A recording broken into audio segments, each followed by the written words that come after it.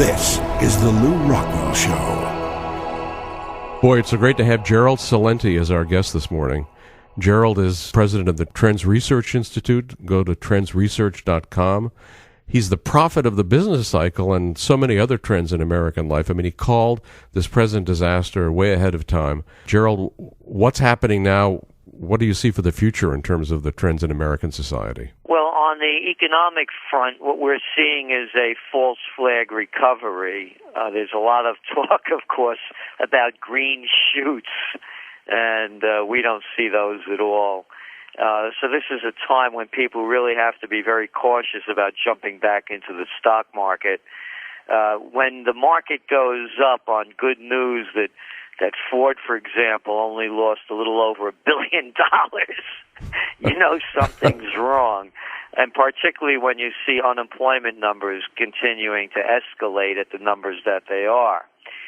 On the social side, we're going to start seeing far more crime and corruption start to come about in many different fields. You know, a saying that I repeat often is that when people lose everything and they have nothing left to lose, they lose it. And we're going to start seeing more of that. And people are actually losing their minds. We saw, for example, the unfortunate suicide of the head of the CFO of Freddie Mac. We're seeing people kill their entire families out of stress of losing jobs and losing homes and losing their future.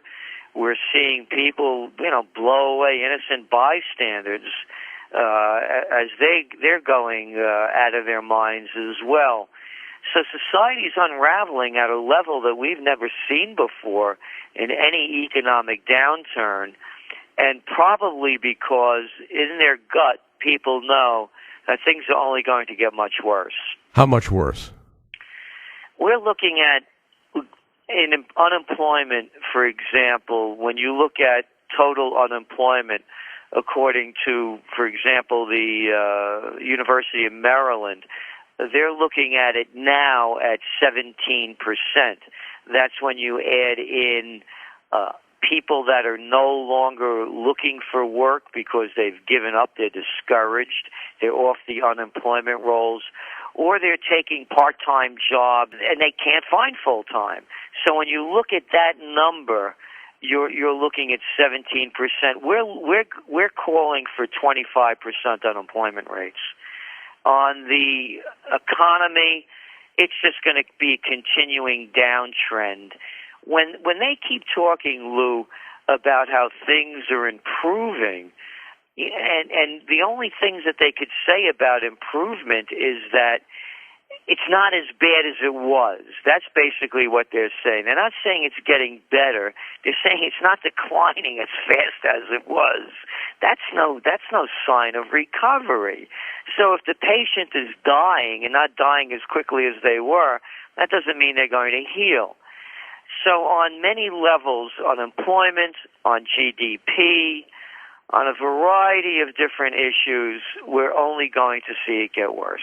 Well, Bank of America gets $26 billion from the taxpayers, and then they make a small profit, and this is hailed as a great development. Yeah, you or I, anybody could make a great profit if we were given free money as well. This is one of the biggest charades. The Obama administration was talking about more transparency. Boy, there's plenty of transparency out there. Anybody that is looking could see what a sham this whole thing is. If Goldman Sachs, they reported a profit too. They conveniently forgot to include the month of December in their earnings report when they lost over $1 billion. Yeah, Citigroup is reporting better earnings as well after getting how many tens of billions of dollars from us. Any loser could report earnings increases if you give them plenty of money. This is unprecedented, what's happening in society. We've gone from going to the free market bastion of the world into what we're really calling, not us, It's what Mussolini called the merger of state and corporate powers, fascism. This is unprecedented. No, and I think we've been moving in that direction since Franklin Roosevelt based his New Deal specifically on aspects of Mussolini's fascism. But this is full-blown, it seems. I mean, under what's happened under Bush and now what's happening under Obama, we seem to be getting police state measures. Of course, we have, as you've said, this unprecedented increase in the money supply in an attempt to juice up the stock market, and they've only juiced it up a little bit with trillions of dollars. They're going to bail out all these banks, or so they tell us, and make them all sound again, and they'll pass all their stress tests. But are all these, and of course the banks, they want to force the banks to lend. They're setting up these public-private partnerships for the insiders to profit. What's the end of this? I mean, where are we headed? Well, again, we're heading toward fascism, and they're doing it on many different levels. And this is actually, when FDR was committing what he was doing, Wall Street hated him. Now Wall Street's taken over Washington. The Goldman Sachs gang is in full control. We saw it with former U.S. Treasury Secretary Henry Paulson, who, of course, was the CEO of Goldman Sachs, and he was Treasury Secretary under Bush, as we remember. And now, of course, Robert Rubin was the Treasury Secretary under Clinton, and he was a former Goldman Sachs CEO. And the only person that sat in on the AIG bailout outside of the Treasury and Washington was Lloyd Blankfein, the CEO current of Goldman Sachs. And, of course, the person now that is running AIG that we the people now own 80% of is Edward Liddy, and he's also from Goldman Sachs. And Goldman Sachs got $13 billion worth of our money. So it's clearly the fix is in, the game is rigged, there's no such thing as free market capitalism. This is why you go to Harvard, Yale, and Princeton, is to get into the money-grubbing game and the thievery that's going on right before our eyes. As I said, it's as transparent as can be. Well, say one is a regular person, an average Joe, worried about the future, agrees with you, Gerald Celente, about what's coming. What should he do to protect himself and his family? Is there anything he can do? Well, there's not a lot. Among the things to do is really start looking about the employment that you have and seeing where it's going to go, and start making provisions now to find new work if you don't believe you're secure in your job.